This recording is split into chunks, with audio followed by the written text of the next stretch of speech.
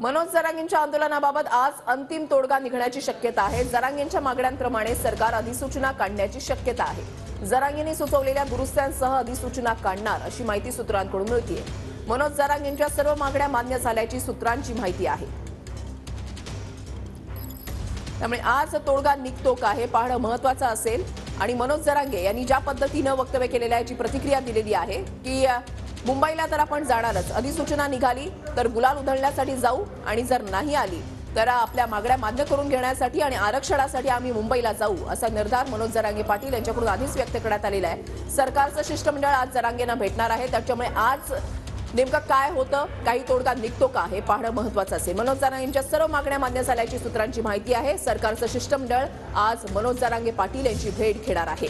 जरांगेंच्या आंदोलनाबाबत आज अंतिम तोडगा निघण्याची शक्यताही वर्तवली जाते।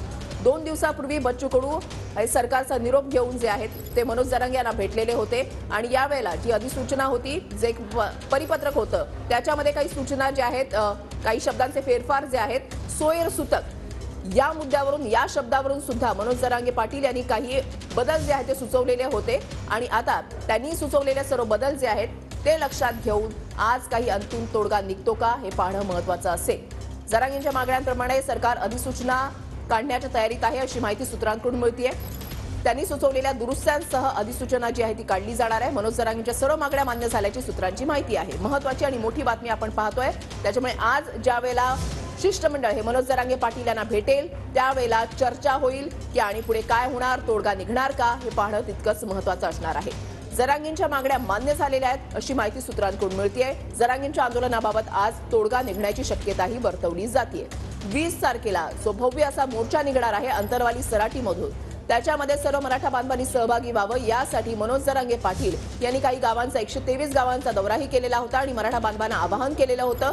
आपली तयारी नेमकी कशी असेल, रणनीती नेमकी कशी असेल त्याची माहिती सुद्धा जरांगे पाटील यांच्याकडून देण्यात आलेली होती।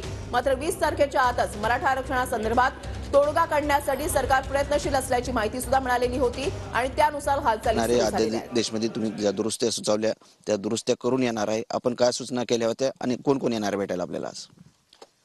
कोण येणार हे नाही माहिती, परंतु चाललंय व्हॉट्सअपवर फेकाफेकी कागदपत्राची।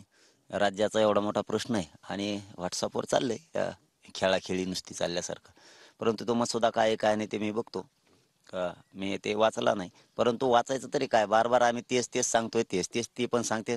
आम्ही त्यांना 4 ओळीमध्ये व्याख्या दिलेली सगळ्या सोयऱ्यांची, जिथं सोयरीक जुळते, गणगोतात ज्यांचे लग्नांची सोयरीक जुळते ते सगळे सोयरे, त्यांना ज्यांची नोंद मिळाली, ज्या मराठा बांधवाची नोंद मिळाली त्या नोंदीच्या आधार घेऊनच त्यांच्या सर्व सगळ्या सोयऱ्यांना त्या कुणबी प्रमाणपत्राचा लाभ द्यायचा, त्यांना कुणबी प्रमाणपत्र द्यायचं, असं विषयाचा आपण त्यांना सगळे सोयऱ्याची व्याख्या दिली। परंतु एक शब्द टाकून आणतात, पुन्हा ते म्हणते तर दुरुस्ती केली, दुरुस्तीला पाठविलंय, त्यांनी मान्यच केलं नाही। म्हणजे ते उलट्या बॉम्बा केल्यासारखं सरकारचं काम सध्या सुरू आहे की इतक्या दिवसाचा आम्ही वेळ दिला त्यांना, पाठीमागं 2 महिन्यात